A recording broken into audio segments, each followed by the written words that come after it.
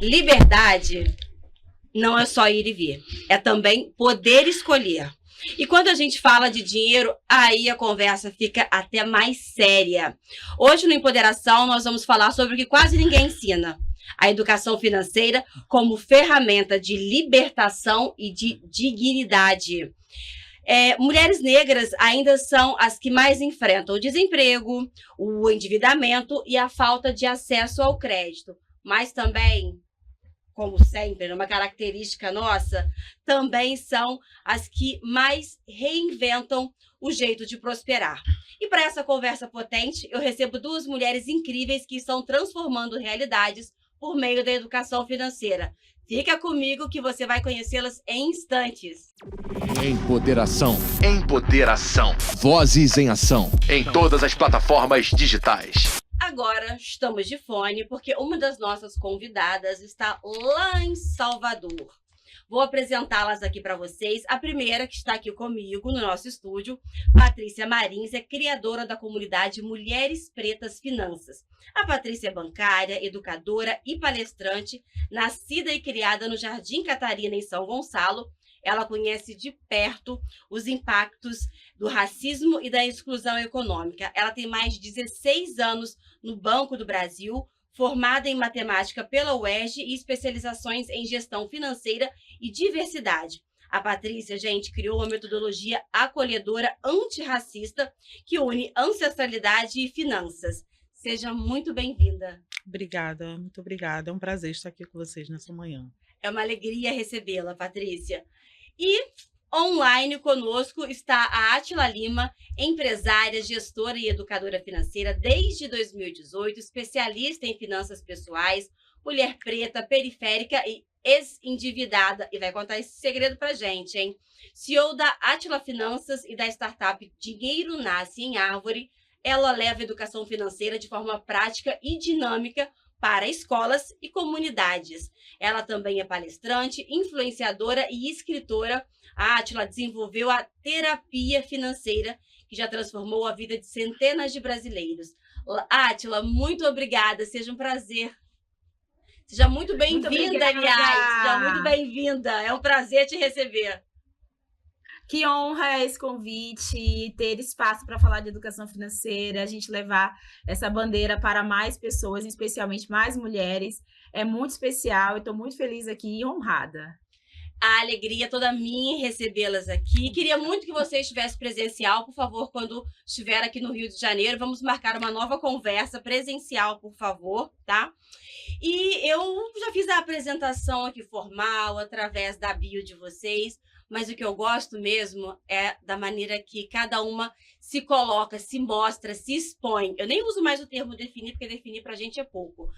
Por favor, Patrícia, quem é Patrícia Marins? Então, essa bio, eu acho ela muito limitada, né? Porque a gente não é uma bio, a gente é um ser em construção, na verdade, né? E a gente vem desse lugar, né, de escassez, de ter passado por momentos difíceis na vida financeiramente, para chegar numa construção. E o que a gente faz hoje é exatamente tentar levar para as outras mulheres pretas, né, no meu caso, de mulheres pretas, que elas não precisam passar por tudo que eu passei para fazer e para ter uma prosperidade financeira. Prosperidade financeira, gosto deste termo. Átila, por favor. Vamos lá, né? Eu sou uma mulher que foi muito endividada, muito jovem, né? Eu entrei no endividamento, acho que com os 18 anos, e vivi aquela experiência de sair, de estar na universidade, estar passando por aquele desafio sem entender. Mas também sou técnica em enfermagem de formação, acho importante trazer isso, né? Esse papel da mulher no cuidado, ele é muito forte, ele é muito desvalorizado. Então, eu vi dessa realidade de uma mulher negra que não conseguiu terminar a sua faculdade e precisou de um curso técnico para ter dignidade de vida. E dentro dessa trajetória, né, mesmo ganhando bem, enquanto servidora pública federal, as dívidas continuavam me acompanhando. Então, entender que a educação financeira precisaria fazer parte da minha vida foi o que me trouxe para esse lugar de sair das dívidas, de ajudar outras pessoas a saírem das dívidas e de poder agora criar uma startup com esse objetivo de difundir a educação financeira para o Brasil e, quiçá, para o mundo. Ou seja, o endividamento, de certa forma, te ajudou a encontrar um outro caminho profissional, que não aconteça com ninguém, mas Sim. Foi essa minha caminhada. Gente, aqui nós estamos naquele esquema. Tira fone, bota fone, tira fone, bota fone. Agora foi. E estou aqui com Patrícia Marins, a Átila tá online, a Átila Lima. Elas já se apresentaram, já falaram um pouco aí de como elas se veem. E eu quero que agora a Patrícia fale pra gente sobre o seu projeto Mulheres Pretas Finanças. Vamos lá. Muito interessante a fala da Átila, né? Que ela se tornou endividada com 18 anos. Eu acho que eu também. E eu tenho uma formação, né, de professora, sou professora de matemática, e eu achava que o professor ganhava mal. E aí eu resolvi mudar de profissão porque eu queria dinheiro. Falei assim, não quero mais ser professor, adoro ser professor, mas eu quero dinheiro. E fui ser bancária. E aí eu descobri que, na verdade, eu fiquei mais endividada ainda do que quando era professora, porque eu tive mais acesso a crédito, era concursada, então as facilidades, taxas de juros eram mais baratas e minha situação só piorou. E exatamente como ela falou, as coisas só mudaram quando eu efetivamente entendi que eu precisava aprender, né? Eu me lembro do meu primeiro cartão de crédito que eu tive, que a atendente cortou ele com a tesoura quando eu fui negociar a dívida porque eu não podia mais usar, né?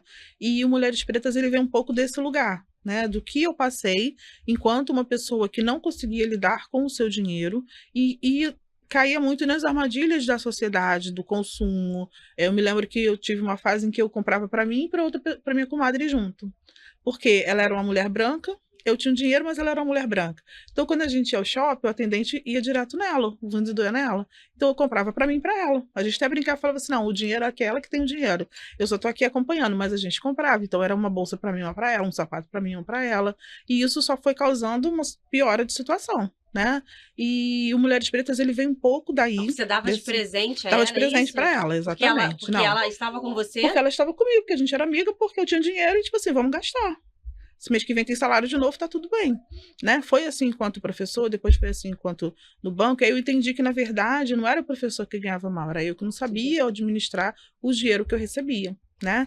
Um pouco do Mulheres Pretas vem daí e um pouco do Mulheres Pretas também vem da pandemia.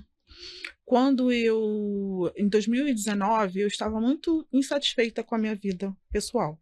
Eu trabalhava e vinha para casa. Era trabalhar, vinha para casa, fazer janta e ver televisão. Eu estava enlouquecendo com aquilo, até que um amigo meu indicou um curso, um treinamento para bancários. Eu descobri nesse treinamento que existia vida fora do banco. E aí eu comecei a buscar o que fazer, né, estudar e tal. E aí, na pandemia, eu fiquei de home office full time e comecei a fazer muitos projetos de doação, de cesta básica, de ajudar outras pessoas e tal. E eu ajudava muitas mulheres, né, mais mulheres pretas. Dentro dessa ajuda, chegou um momento em que uma menina falou para mim assim, poxa, mas eu não tenho um creme para pentear o cabelo da minha filha, porque a cesta básica não vem creme de cabelo, né? E aí eu vi que só a cesta básica não era suficiente. E eu fui para um outro ponto, que era, eu criei uma página no Instagram, que era o Amigas do Lar, e comecei a oferecer serviços de diarista para as pessoas, de 10 meninas que eu selecionei, que era o máximo que eu podia ajudar. E aí esse projeto foi indo, né? Elas conseguiram se reinserir no mercado de trabalho, conseguiram ter a sua diária, mas elas continuavam sem dinheiro. Elas trabalhavam, depois, 2, 3 dias depois, não tinha dia da passagem para ir trabalhar. Aí, quando eu negociava a diária dela, eu precisava falar, pessoal, olha, você pode mandar o dia da passagem antecipado? Porque elas não conseguiam lidar com essa questão financeira. Então, um pouco do Amigas do Mulheres Pretas veio dali. Eu comecei a ajudar essas meninas a elas entenderem que elas precisavam fazer reserva de toda a diária que ela recebia, comecei a ensinar a criar uma reserva de emergência, uma reserva de oportunidade, e dali foi crescendo até que virou esse projeto maior, e hoje já tendo não somente pessoas que estão nessa situação de diarista, né? Uhum. Dentro do meu projeto eu tenho pessoas que têm rendas variadas. Eu, inclusive, fiz uma pesquisa esse ano com um recorde de mulheres que têm renda, mas que 70% delas continuaram respondendo que, mesmo com renda entre 5 mil e 20 mil reais, por exemplo, não tem reserva. Não sabiam lidar com o dinheiro. Estavam endividadas, porque é uma questão comportamental. Vai além somente do teu salário. Então, Mulheres Pretas, ele surgiu daí, dessa minha inquietude em querer fazer alguma coisa diferente na minha vida, desse projeto de ajudar as mulheres pretas na pandemia, de ensiná-las a começar a entender, a lidar com o seu dinheiro. Hoje eu tenho 2 dessas mulheres que conseguiram fazer o Enem, estão fazendo faculdade pública. Eu tenho mulheres que conseguiram ter o seu empreendimento, né? Infelizmente a gente não consegue abraçar todo mundo, nós perdemos uma nesse meio tempo por questões de saúde, né? Porque aí tem outras coisas envolvidas, mas a gente foi crescendo, foi evoluindo e elas estão aí vivendo suas vidas. Foi daí que começamos. Que ótimo! Parabéns! Que incrível! Agora, Átila, conta pra gente um pouquinho da história aí da Átila Lima Finanças, né? E principalmente da startup Dinheiro Nasce em Árvore. Agora, o nome é ótimo, adorei, né? Criativo. Exatamente, eu já quero saber desse projeto, porque eu tô começando a criar minha árvore também. Lá em casa a gente tá fazendo um jardinzinho lá, já fala que eu já vou colocar lá também uma árvore de dinheiro, por favor. O Dinheiro Nasce em Árvore, ele surge em 2022. Eu já vinha com uma estrada, vamos dizer assim, com a educação financeira, né? Eu comecei com 18 anos. Dentro de uma escola de contabilidade, eu comecei a trabalhar nesse universo, no cálculo de impostos, eu era do setor fiscal. Então, eu costumo dizer que a minha relação com as finanças, ela já existe há 20 anos, embora não pareça. E daí, eu comecei a faculdade, eu não consegui terminar, fiquei 8 anos trabalhando na contabilidade e vou para a enfermagem como uma opção, né, de uma mulher negra de periferia, de um curso técnico gratuito, né, ofertado aí através de políticas públicas. Eu vou para a enfermagem porque eu precisava de uma profissão, eu precisava de uma profissão rápida para me dar um bom emprego e eu consegui pagar a minha faculdade. Então, eu entrei no universo da enfermagem sem querer muito, né? Mas porque era o que estava à minha disposição. Então, eu me formo em 2011, começo a trabalhar como servidora pública de cara, eu passei no concurso municipal antes de me formar, depois passei no concurso federal, eu assumi em 2013 e fiquei 8 anos como servidora pública federal com um dos maiores salários aí de técnica em enfermagem.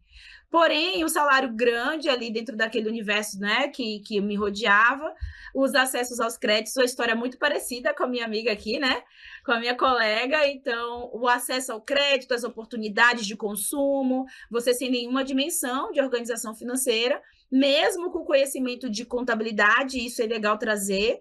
A gente hoje no nosso país tem formação de contabilidade, de administrador, de economista, mas é muito voltado para as finanças empresariais. Então, mesmo quem está inserido nesse universo, às vezes não consegue ter uma vida financeira saudável, pessoal, porque na vida financeira pessoal tem as emoções, tem o ajudar a sua comunidade, tem técnicas que às vezes você não acessa, porque você está acessando conhecimento técnico empresarial. Então, isso é um detalhe importante. Quando chega em 2017, eu me canso daquele movimento de ganhar mais, de ter um emprego público e ter linhas de crédito e estar endividada ainda assim. Eu devia cerca de 40 mil. Então, eu não conseguia entender, eu não tinha uma família que dependesse de mim, eu não tinha pais nem filhos, né? Eu não tenho filhos até hoje. Então, o que justificava aquele universo? Era a falta de conhecimento técnico mesmo. E aí eu começo a buscar, faço minha formação em coach de finanças, aí eu vou avançando para várias outras formações livres.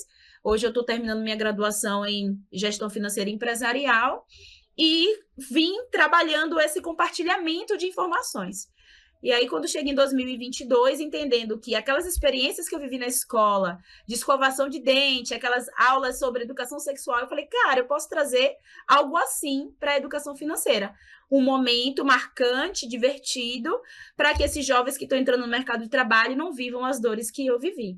Então, o Dinheiro Nasce em Árvore nasce enquanto oficina para escolas públicas e hoje se torna, através de alguns programas de aceleração, uma startup com o objetivo de formar multiplicadores e levar a educação financeira para as comunidades, né, para que a gente tenha multiplicadores assistindo esses microempreendedores que hoje sobrevivem malmente dos seus negócios, né, tem a precarização do seu trabalho, justamente porque não tem conhecimento técnico básico sobre precificação, prolabore, gestão dos seus negócios. É interessante assim, a história de vocês, porque, embora não tenha experiência em finanças, né, nenhum projeto na área, mas a minha relação com o dinheiro ela é diferente. Ela vem muito justamente do medo da escassez. Então, eu sempre fui muito econômica, aquele medo de tenho 10 reais aqui, mas tenho medo de amanhã não ter, vou guardar, vou inclusive deixar de fazer alguma coisa, de comprar lá atrás, né? Comprar um item básico que fosse, mas justamente com medo de não ter amanhã e precisar para uma emergência. E isso, por um lado, eu acho que isso me atrapalha muito, me atrapalhou e me atrapalha muito, mas, ao mesmo tempo, também foi importante agir dessa maneira, porque eu economizei. Então, era muito econômica. Só que era ruim que eu deixava de viver coisas, de experimentar coisas. E aí, eu tô falando de ter dinheiro já com 12 anos, porque eu fazia crochê com a minha tia, que vendia, então eu já tinha um dinheirinho ali. Então, daquele dinheirinho, eu tirava nas férias, né, que eu fazia, no fim de semana, enfim. Daquele dinheirinho, eu já tirava um pouquinho e comprava as coisas lá para casa, que era uma fruta, um legume, uma coisinha um pouquinho diferente que, com o dinheiro dos meus pais, a gente não conseguia comprar, que era muito pequeno. Só que ainda assim, eu fazia isso e guardava. Eu podia comprar uma roupa, podia gastar ali, mas não, eu guardava esse dinheiro e aí consegui abrir uma conta no banco e aí eu ganhei um prêmio também lá do Banco do Brasil, inclusive, Legal.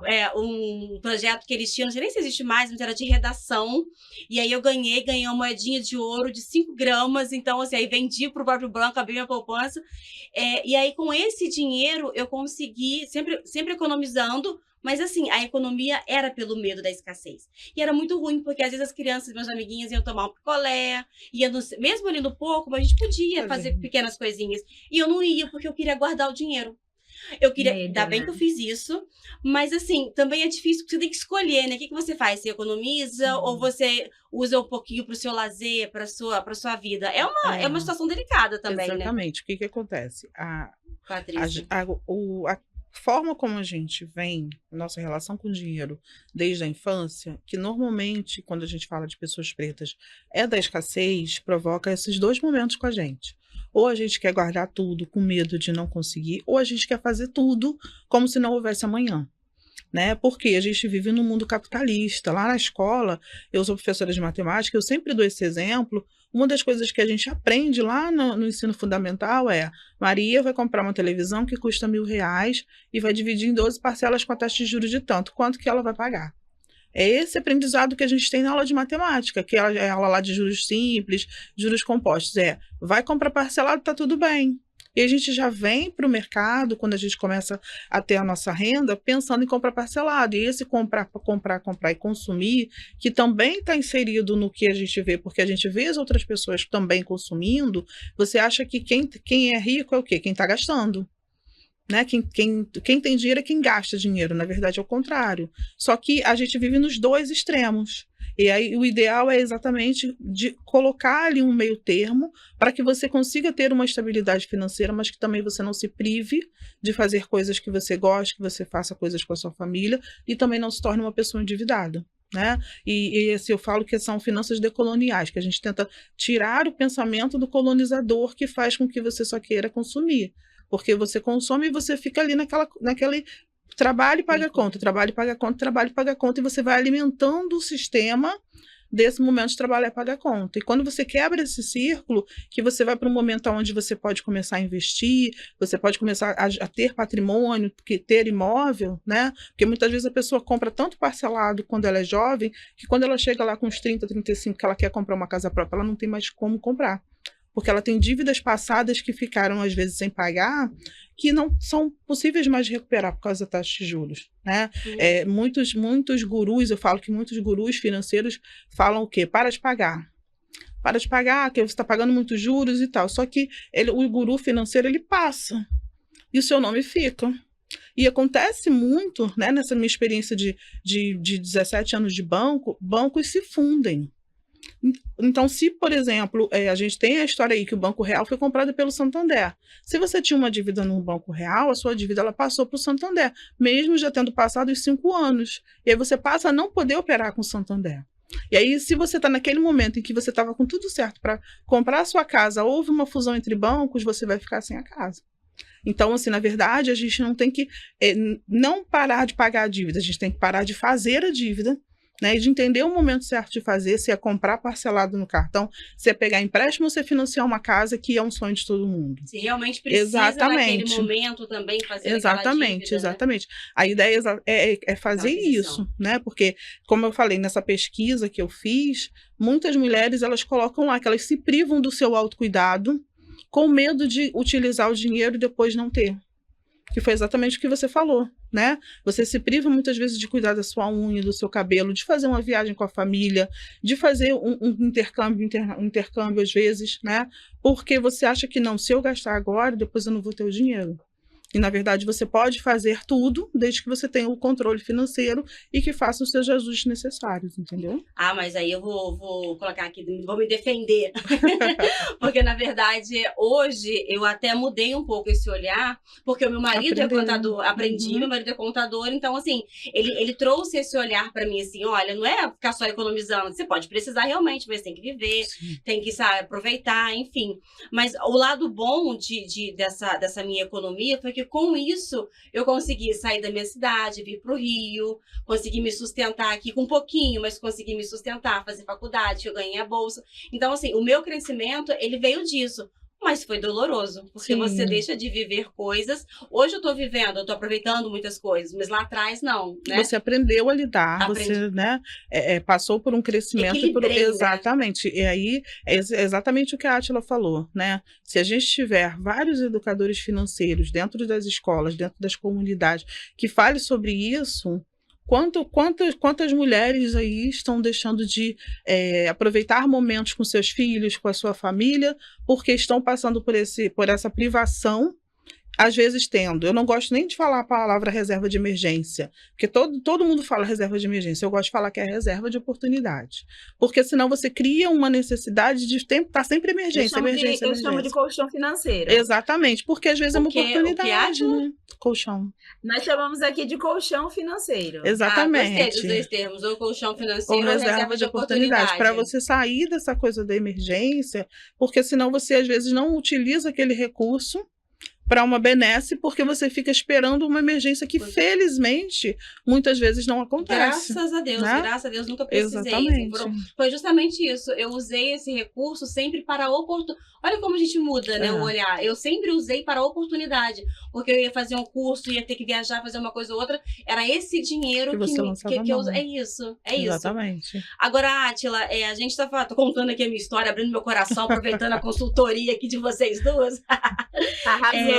Não, obrigada, mas é isso, vamos aprendendo juntas. Agora, Átila, eu achei interessante aqui o que a Patrícia trouxe pra gente, além do termo, né, que você usa ela usa outro, que é a questão da oportunidade, é possível realmente, assim, qual que é a virada de chave, assim, existe um momento em que a mulher se dá conta, assim, existe algo em comum nessas mulheres que, assim, não, agora eu preciso entender melhor, lidar melhor com o meu dinheiro. Existe esse momento em comum entre elas ou não? Cada um realmente tem o seu momento, sua situação? Eu acho que é muito particular, assim, cada pessoa ela vai viver essa dor das questões financeiras em um determinado nível. Em alguns casos pode acontecer quando a mulher ela começa a gestar, então ela quer um futuro melhor para o filho, então ela sente que aquela vida que ela está vivendo não é mais possível de trazer segurança para a família, ou às vezes com o desemprego do companheiro, ou às vezes porque ela está desconfortável com a sua profissão e ela quer uma transição de carreira, ou ela quer uma vida que traga um pouco mais de autonomia. Então, eu acho que é muito particular esse lugar do perceber que a educação financeira é indispensável. Porém, tem uma outra coisa que nas minhas pesquisas a gente tem percebido. Às vezes, o empreendedor, a empreendedora, né, ela não consegue identificar que o problema dela é falta de conhecimento. A maioria sempre está associando a falta do dinheiro. Então, a minha dificuldade financeira está relacionada com a falta do dinheiro. Eu tenho que ganhar mais, eu tenho que ter um salário melhor, exatamente, eu tenho que ter um faturamento maior. Mas dificilmente as pessoas percebem que não ter educação financeira é a problemática. Então, a gente trabalha nesse viés de, pelo menos, mostrar esse termo, educação financeira, de forma um pouco mais difundida, né, através de canais como esse de comunicação, TV, rádio, jornais, porque as pessoas precisam saber que existe isso. Tem gente que nem sabe que educação financeira é uma temática que pode ser trabalhada no nível individual, como um consultor, por exemplo. Então, eu acho que a gente precisa ainda popularizar esse acesso e essa temática, porque nas escolas, nas nossas graduações, infelizmente, a gente não tem formalmente a educação financeira como uma base, assim como a gente tem português e matemática, como a gente tem outras ciências. Então, a gente ainda precisa fazer com que a educação financeira faça parte do nosso contexto educacional, para que em algum momento da vida adulta, essa pessoa, esse jovem que passou por esse conteúdo, ou essa família que fez uma oficina, ela saiba, opa, eu vou ter que estudar mais sobre esse assunto. Sim. Então, eu entendo que é um pouco disso, assim, identificar que a educação financeira precisa existir no nosso contexto. Tem uma coisa também que você falou que é importante. As pessoas sempre perguntam, provavelmente perguntam para você também, você dá planilha? Eu pensei na planilha aqui. Quando você começou a falar, eu falei, gente, vou citar a planilha aqui. Odeio planilha. Tem um ranço, tem um ódio de planilha, eu brinco, né? Mas por quê? Porque a pessoa precisa entender que não é a planilha que vai resolver a sua questão financeira. E é entender o porquê você está planilhando, o que você está colocando, né? Também complementando o que o Átila falou, eu percebo que muitas mulheres, as pessoas, elas vêm sem objetivo. Elas trabalham por trabalhar, elas gastam por gastar. Mas por que você comprou? Por que você utilizou? Por que você parcelou em 10 vezes? Por que você fez isso? E aí elas começam a perceber que elas não criaram objetivos para que aquilo acontecesse. Um planejamento, né? De vida. Não tem. Quando você pede, exatamente. Assim, uma das primeiras coisas que eu falo na minha consultoria era, na nossa próxima sessão, eu gostaria que você trouxesse uma meta, um sonho de médio e curto prazo. E aí eu sempre explico que provavelmente, durante o tempo que a gente está junto, você não vai conseguir realizar as duas, mas é importante a pessoa entender que ela precisa criar objetivo, né? Eu sempre falo que eu sou a louca das metas. Eu sou. E aí, uma das metas, por exemplo, que eu coloquei era mudar de profissão, porque na minha cabeça era o meu salário que era pouco, né? E aí eu mudei, virei bancária, e depois eu entendi que não era. E aí depois eu coloquei uma outra meta que era não chegar aos 50 anos e 15 anos de banco fazendo a mesma coisa que eu fazia. E aí eu consegui, que foi exatamente criar Mulheres Pretas, estar num outro ambiente que não fosse somente um ambiente bancário, estar falando com pessoas sobre finanças, principalmente com mulheres pretas. Mas eu percebo muitas vezes que as pessoas não têm. E eu vejo também que, como a Átila falou, ela vem pela dor e vem muito pelo desespero, né? Porque ela acha que aqui a situação dela não tem jeito, que está muito ruim. E aí, quando a gente abre aquele mapa, a gente começa a ajustar e começa a ver, ela entende que muitas das vezes foi o comportamento dela que gerou aquela situação e que pode ser revertido. E aí a gente começa a ver o dinheiro conseguir começar a fazer a reserva, começar a realizar outros sonhos e entender que ela pode sim querer aumentar o salário, porque está tudo bem, ela pode querer mudar de profissão, mas ela precisa entender que com qualquer salário que ela receba, obviamente, dentro de uma capacidade de pagamento que seja factível, ela pode ter uma organização financeira. Átila, é isso? O planejamento financeiro, ele começa primeiro com objetivo de vida, planejamento de vida? Tem um detalhe interessante que a Patrícia trouxe, achei bem curioso, ela odeia planilhas, eu já sou a louca das planilhas, tá? Eu amo, mas tem uma coisa curiosa que no que você trouxe é que eu não sou fã dos aplicativos, porque muita gente pergunta, e qual aplicativo você indica? Então, assim, gente, não é a ferramenta que você usa que vai determinar se você vai ter ou não uma boa organização financeira. Eu costumo dizer, é a técnica, é a maneira como você organiza, uma metodologia. Então, você pode usar o seu caderno, você pode usar o bloco de notas do seu celular, você pode usar planilha, você pode usar um sistema, né, um aplicativo, mas é a maneira como você organiza. Então, a técnica que vai fazer a maior parte da diferença. Exatamente. E aí, quando a gente fala de planejamento financeiro, eu costumo usar a expressão seguinte, você tem que dar nome ao seu dinheiro. Dinheiro precisa ter destino, precisa ter nome. Então, eu estou juntando dinheiro por quê? Porque muita gente, quando vem trazendo que não consegue juntar, ou não consigo economizar, ou não consigo comprar um patrimônio, é porque você ainda não definiu o seu objetivo. Para que você está juntando aquele dinheiro, que é justamente o que a colega trouxe aqui do sonho, né? Do seu objetivo.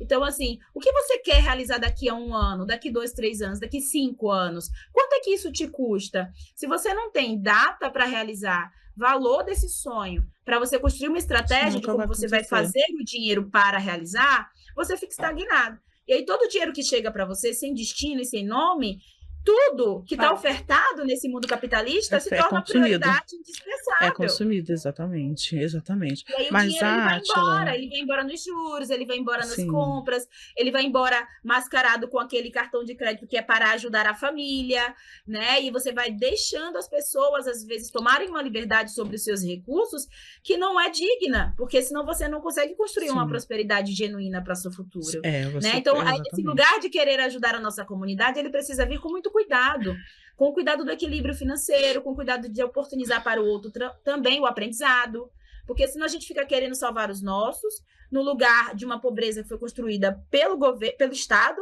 com as políticas, né, que a gente sabe bem antigas, que perpetuavam uma pobreza, e a gente fica, às vezes, tentando salvar num lugar que a gente não está nem sendo salvo. Então, precisa de equilíbrio, de técnica, para que você estenda a mão para a sua comunidade, sem abrir mão do seu futuro seguro também. Então, a gente precisa de gestão financeira para poder isso acontecer com equilíbrio. Diga, Patrícia. Mas, Átila, olha só. Eu odeio planilha, mas se a pessoa quiser planilha, eu dou planilha. Obviamente, eu faço uma brincadeira, porque a pessoa precisa entender primeiro para depois ter a planilha. Não fala mal de app, não. Tô criando um app lindo, maravilhoso, que é o Malika Finanças, que ele vem para revolucionar o mercado, porque ele é um app específico para mulheres pretas. Ele tem alertas para você de que você está utilizando muito. Ele tem elogios para você dizendo que você está no caminho certo, entendeu? Ele vem para revolucionar. Deixa eu te contar, não é sobre ranço de app, é sobre os que estão postos da maneira como estão. Sim, então, o Malika Finanças está chegando para revolucionar isso daí. Malika Finanças. Malika significa rainha na linguagem africana. Então, é rainha das finanças, exatamente para dar empoderamento para essas mulheres. E tem uma questão também bem legal que você falou aí, Átila, que é ajudar a sua comunidade, né? Quando a gente fala exatamente de mulheres, e principalmente de mulheres pretas, essa interseccionalidade que vem ali, que diz que mulher preta é a forte, que ajuda todo mundo, e aí você quer carregar o mundo nas costas. Tem a questão da gente, quando a mulher tem filhos, e ela se sente culpada porque ela trabalha muito, e aí ela quer compensar o filho com tudo quanto é coisa. Tem a família, às vezes você, nós aqui, eu principalmente, porque já passei dos 50 anos, venho de uma geração de mulheres que foram as primeiras por várias coisas. Primeiro entrar na faculdade, primeiro passar no concurso, primeiro fazer uma pós-graduação, primeira. E aí esse primeiro tudo faz com que você queira carregar toda a sua família nas costas, porque a gente diz que a gente carrega o nosso quilombo. Mas esse carregar precisa ter limite. Você precisa saber até que ponto você pode ajudar a sua família, até que ponto você pode estender a mão. E também entender por que aquela outra pessoa está numa situação financeira que precisa de ajuda.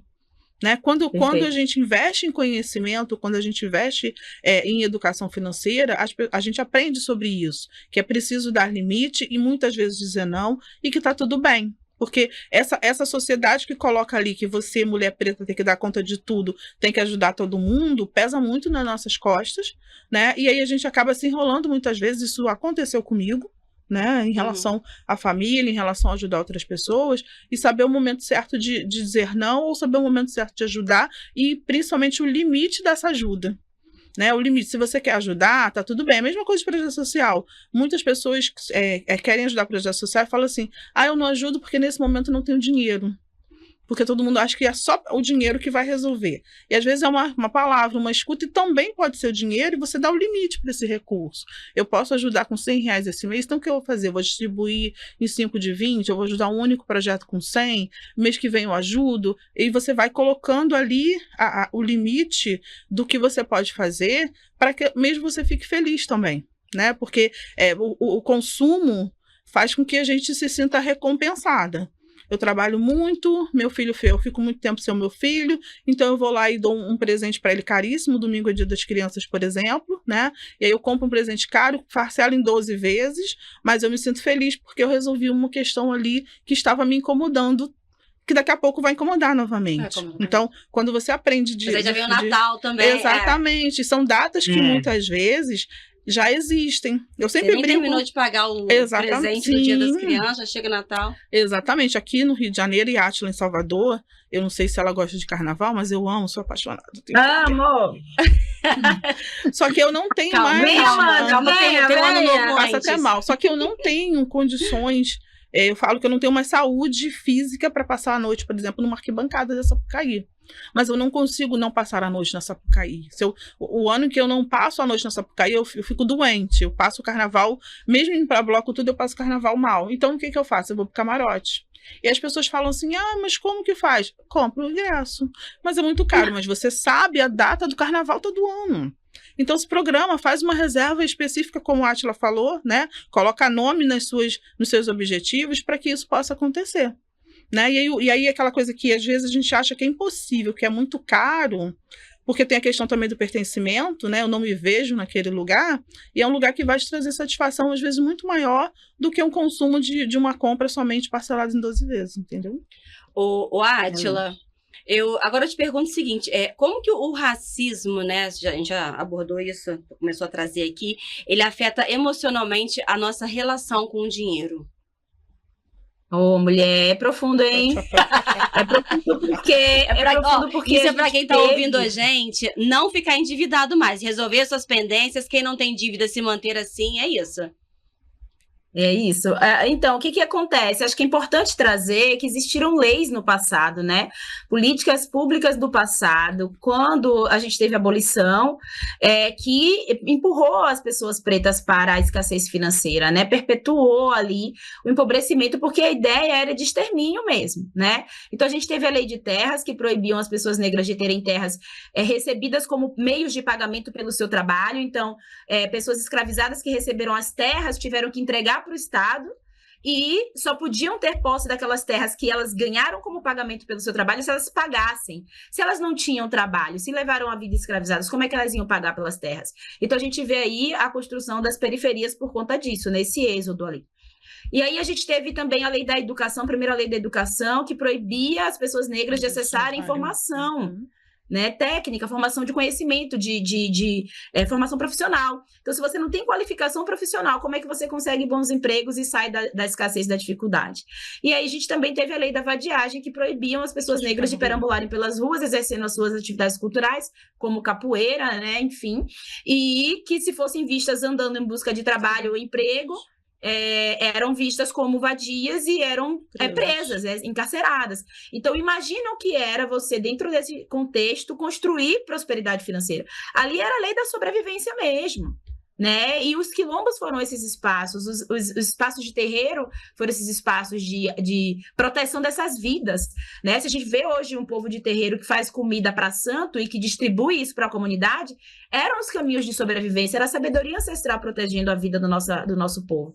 Então a gente vem dessa descendência, né? Como a Patrícia trouxe, nós somos muitas vezes as primeiras a tudo, né? A criar um negócio, a criar uma empresa, a acessar a faculdade, porque os nossos ancestrais, nossos pais, avós, não tiveram essa oportunidade. Então, a gente não herdou casas, a gente não herdou fortunas, a gente não herdou empresas, e a gente não teve a oportunidade de ter profissão. Eu tive que começar a trabalhar jovem, embora não tão jovem quanto muitos, mas eu não podia escolher terminar minha faculdade para eu começar na área que eu queria. Eu tive que fazer um curso técnico de enfermagem, né? Muitos dos nossos nem o segundo grau conseguem acessar, porque tem que trabalhar, que a prioridade é botar comida em casa. Então, imagina que a gente vai herdando todo esse comportamento de escassez, de falta de acessos e oportunidades. Como é que o racismo, ele atravessa a gente?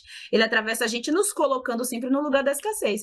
Aí, quando a Patrícia vem me dizendo aqui, muito brilhantemente, que paga pelo seu camarote, porque ela sabe que merece estar em espaços também de conforto, né, e de qualidade, enfim, isso é um rompimento de crenças que nos acompanham, porque pessoas pretas não poderiam morar em determinados bairros, não poderiam frequentar determinados espaços.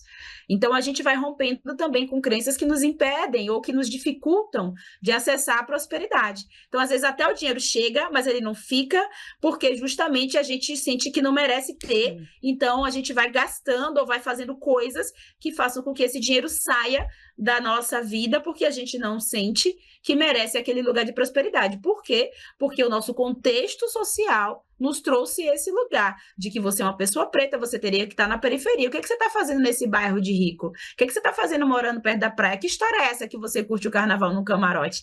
Então, a gente também briga com nossos próprios pensamentos e com as dores, né, que nós herdamos emocionais para que a gente consiga avançar. E dizer para os nossos ancestrais, olha, a gente está seguro, está tudo bem agora, a gente pode sim viver a prosperidade que você não viveu, né? Agradecer aquilo que eles fizeram por nós, mas a gente romper com isso para construir prosperidade financeira para as próximas gerações. Agora, Patrícia, ela trouxe aí muito do contexto, a Átila trouxe a questão do contexto histórico, muito importante, né, para a gente entender como que nós chegamos nesse momento, por que as pessoas negras, né, são tão endividadas, por que a gente tem essa relação difícil com o dinheiro, por que a gente não consegue economizar.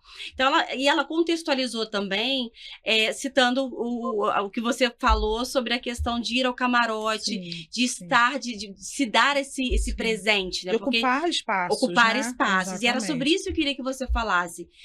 Você que foi a primeira em várias coisas na sua família, como muitas pessoas negras, né? Esse peso de ser a primeira. Como é você ter condições de estar nesses espaços, administrar o seu dinheiro, que te leva a estar, a conquistar, a poder, a literalmente ter poder, mas estar num ambiente que não é para você, né? Que não é feito para você. Quando eu vou pro camarote, eu levo meu quilombo. Eu não vou sozinha. Eu levo meu filho, eu levo minha tia, eu levo minha outra tia, e nós vamos em grupo. Nós vamos aquilombados para mostrar para as pessoas que não é um. Exatamente para tirar esse tokenismo de que tinha um negro lá, não. Tinha um quilombo lá. Eu vou com as amigas pretas, a gente se junta e vai todo mundo junto para o camarote. Exatamente para ocupar o espaço, mas ocupar o espaço com dignidade. Não assim, com aquela pessoa que fica ali acuada no cantinho porque não está se sentindo num ambiente seguro. Então, a gente vai com estratégia de ocupação. E eu vou um pouquinho mais atrás quando eu falo da questão desse racismo que a gente vive em relação às finanças. Eu gosto sempre de dizer que a minha educação financeira, eu sempre falo que nós somos descendentes de reis e rainhas. Então, a gente precisa buscar a nossa riqueza. A gente precisa tomar essa riqueza que foi tirada quando os escravizados foram trazidos para o Brasil, né? Porque lá em África a gente era rico, a gente era rei, a gente era rainha. Então a gente volta para poder pegar, né? A gente volta para pegar o que é nosso. Obviamente que a gente luta com políticas públicas de inclusão, com políticas públicas de trazer a população preta para esse lugar também. Né? Uma crítica muito grande que eu tenho, e é por isso que eu insisto, como eu estava conversando no começo, de levar a educação financeira para a comunidade, muitos projetos sociais, eles vêm com projetos de manicure, cabeleireiro, e limita a gente dentro desse quadrado. Mas como que se a gente pegar uma pessoa e colocar ela na tecnologia, ela sobe 3 degraus. E aí esse quilombo já está em outro patamar. Né? Eu tenho uma amiga que ela é preparadora física, levantadora de peso, ela tem um projeto na comunidade aqui no Rio de Janeiro, no Caramujo, em que ela pegou os atletas para dar aula de levantamento de peso, e alguns desses atletas já têm bolsa atleta. Então ele sai de um jovem carente da comunidade para um jovem que tem bolsa atleta. Ele já sobe um degrau e dali ele já começa a ampliar os seus caminhos, fazer viagens, ganhar o mundo, conhecer outros lugares, e a prosperidade ela vem muito mais rápido, porque também a gente precisa pensar nisso. Né? Eu fui a primeira, mas na minha família até hoje só tem mais 2 mulheres que conseguiram terminar uma faculdade. E a gente não pode parar por aí, a gente precisa fazer com que essa subida seja mais rápida. Então, o objetivo de levar a educação financeira para uma comunidade é para as pessoas entenderem que elas podem mais. Elas podem mais do que essa questão somente de fazer a unha. E não está tudo bem se ela quer fazer a unha. Mas mesmo que ela queira fazer a unha, ela pode ser aquela profissional, aquela especialista que daqui a pouco vai estar ensinando, vai estar treinando, e ela vai subindo o degrau. Entendeu? E aí, pensando nessa questão de ocupar espaços, uma coisa que eu sempre trago vamos fazer muitas mulheres pretas que vêm para mim na consultoria não realizam viagens, que é uma coisa simples. Às vezes, até mesmo Rio, São Paulo. porque acha que não tem condições financeiras de fazer. E quando a gente mostra e abre esse caminho, o mundo se abre e ela começa a ocupar. E com planejamento, você pode levar o seu quilombo, você não precisa ir sozinho. Exatamente esse ponto que a Átila falou, né? A gente ocupa o espaço, mas a gente não ocupa sozinha, a gente traz o quilombo junto com a gente. Adorei essa colocação de não estar, mesmo quando você acessa, que seja um evento simples, uma coisa que você vá. A gente vai aquilombado. Vai sempre aquilombada, exatamente. Agora, Átila, as mulheres têm medo de prosperar? Por quê? Tem sim, sabe por quê? O que acontece? Muitas vezes essa prosperidade, ela vem com o olhar do julgamento, né? E aí, quando a gente vem de comunidades que passam por essa situação de escassez, como eu vim, né, da periferia de Salvador, aí você se torna a metida, a de nariz em pé, a tirada rica, e todo mundo quer pertencer, né? A gente tem essa necessidade humana do pertencimento na sua comunidade, de ser visto, de estar fazendo parte, né? E aí, quando você vai avançando nesse lugar do prosperar, quando a maioria, infelizmente, ainda não teve esse despertar, ou ainda não teve também essas oportunidades, aí as pessoas, às vezes, até como um mecanismo de defesa, trazem esses tipos de comentário, né? A própria família, às vezes, traz um pouco desse julgamento. E a tirada rica, e mora no bairro de rico, porque agora tá aí toda de nariz em pé. Então, a gente entende que muitas vezes não é um comentário para ofender, né? É um comentário porque a nossa sociedade, ela é formada dessa forma, né? Nos coloca nesse lugar de se manter na escassez, na dificuldade financeira, perpetuando e normalizando o empobrecimento. Se manter então, na muitas base, vezes, né? se apressa a mulher... Como? Se manter na base, né? Manter na base, Manter na exato. base. E aí, essa mulher que quer algo diferente do que está posto para ela, ela vai se confrontar com eu posso, né? Eu tenho permissão para isso. Então, internamente, ela às vezes acaba se boicotando, porque ela não se sente tão confortável. Então, nas minhas atividades de terapia financeira e também, né, nas dinâmicas do Dinheiro Nasce em Árvore, a gente traz, por exemplo, uma ferramenta coagulando, trazendo em comparação com o que a Patrícia trouxe sobre a gente resgatar para além da escravização. A gente tem um exercício que eu chamo de espelho das Iabás, onde a gente olha para esse espelho e a gente profere palavras de afirmação sobre quem a gente é, sobre nossa potência, sobre a nossa riqueza, sobre a nossa prosperidade, sobre a nossa saúde. Eu uso muito um livro de mantras da nossa queridíssima Rita Batista, né, que traz uns mantras sobre riqueza e prosperidade que eu adoro. Então, as mulheres se colocam na frente dos espelhos e começam a falar olhando no olho delas próprias e se permitindo esse lugar de prosperar. Então, a gente ainda precisa trabalhar isso. E, às vezes, para as mulheres brancas ou pessoas mais elitistas, é natural, é comum, porque eles têm exemplos dessa riqueza no entorno. Isso é naturalizado. Para a gente, não é naturalizado. Então, a gente precisa, além de trabalhar o viés da organização financeira, a gente ainda precisa trabalhar também, em especial nas mulheres, esse lugar dessa permissão. E essa permissão passa pelo lugar de você comprar as suas joias e semijoias, você se vestir linda, você gastar com você. Como a colega trouxe, a Patrícia trouxe, tem mulheres que não se permitem gastar consigo, porque a prioridade é o outro sempre, né? Então, como é que você trabalha esse lugar de você poder descansar, de você poder viajar, de você poder gastar e ter sua unha de gel, e ter seu cabelo de trança, e ter seu black, e ter sua lace? Isso são necessidades para a sua autoestima, tem que estar no seu orçamento. É inadmissível você construir um orçamento onde você não tem espaço para gastar com você. Sim, né? Então, exatamente. Isso tudo vai sendo trabalhado de maneira também equilibrada. É isso. Agora a gente está encaminhando aqui para a reta final e a proposta é essa, falar de ações. A gente já falou aqui, né? Vocês já trouxeram vários insights aqui de como perceber a questão do endividamento, como combater, mas agora o que eu quero é dica prática. Dona Maria, Fernanda, a Creuza, todo mundo está acompanhando a gente. Neste momento, tiveram lá um insight. Pronto, quero mudar. O que faz, Patrícia? Agora, quem está ouvindo? Qual o primeiro passo? Um exercício que eu gosto de fazer muito, e eu brinco que é pegar um papel, dobrar, colocar na bolsa e quando você botar o pé na rua, anotar tudo que você gasta. Eu saí para vir para cá agora, gastei R$12,60 num táxi. Vou descer, vou tomar um cafezinho, vou anotar. Meu almoço, comprei um presentinho para Maria, isso, aquilo. Quando você faz uma semana dessa anotação, e que você vai ver, você toma um susto. Porque você não percebe quantas coisas você vai gastando que não estão incluídas lá no seu salário. E que você fala assim, porque a gente tem muito mapeado as contas, luz, água, telefone, internet, aluguel, condomínio, escola da criança, isso tudo está mapeado, macro, né? Exatamente. Mas esses pequenos gastos aí, que impactam muitas vezes grandemente no seu orçamento e que você precisa entender por que você está fazendo. Eu sempre brinco muito que aqui no Rio de Janeiro a gente tem uma questão de transporte público. Mas muitas vezes as pessoas usam Uber quase todo dia e você vai entender, não é por causa do transporte, é porque acordou atrasado.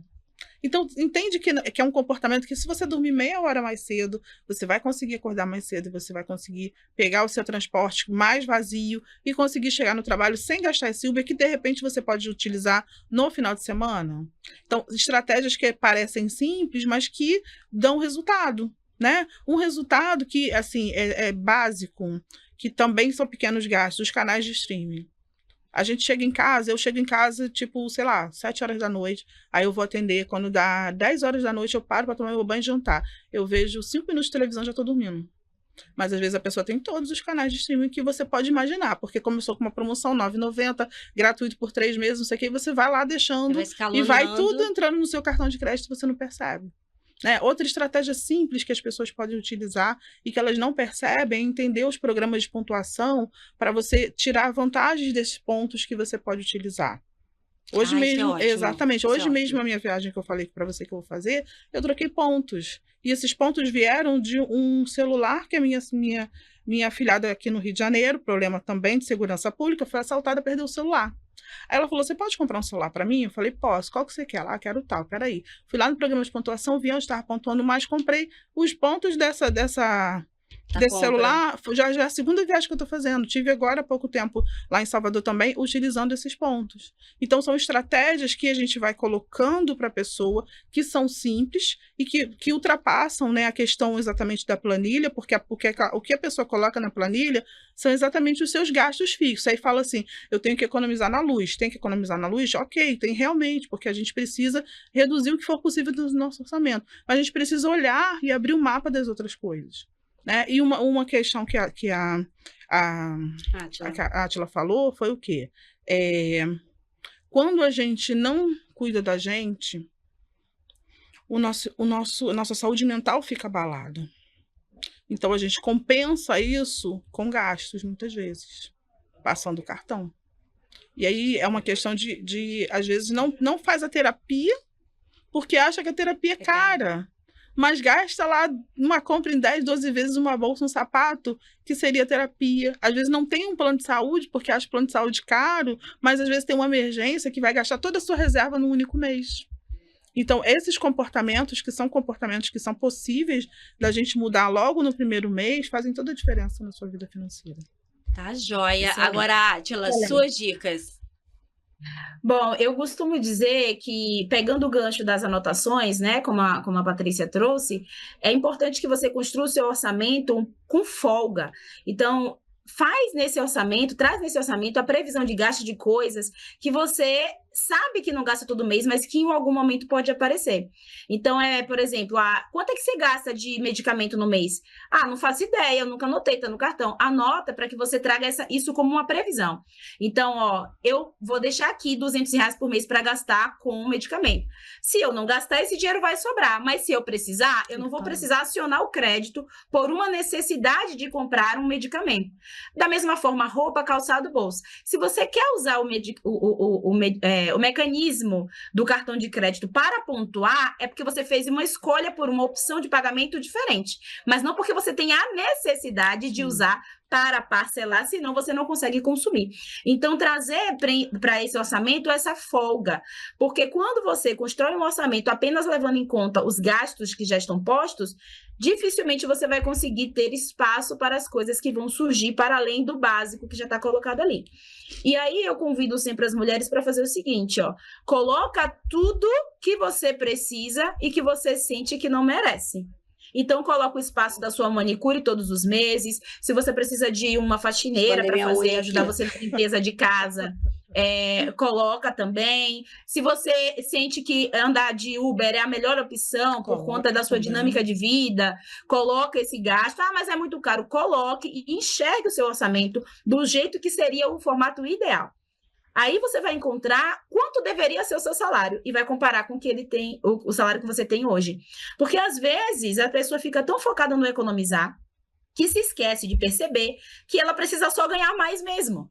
Porque tem coisas que economizar vai fazer diferença no orçamento, mas tem momentos que você vai precisar aumentar o seu ganho, porque o custo de vida ele cresce o tempo inteiro com a inflação, com o aumento dos custos de vida, então você precisa fazer um movimento crescente de ganhar mais, né, de aumentar a sua renda. Isso vem com qualificação profissional, isso vem com transição de carreira, né? Então não olhe para o seu orçamento só pensando em enxugar, olhe entendendo o quanto você precisa e pensando em estratégias para melhorar o seu faturamento também, porque vai chegar uma hora que o economizar não vai ser mais uma opção para você.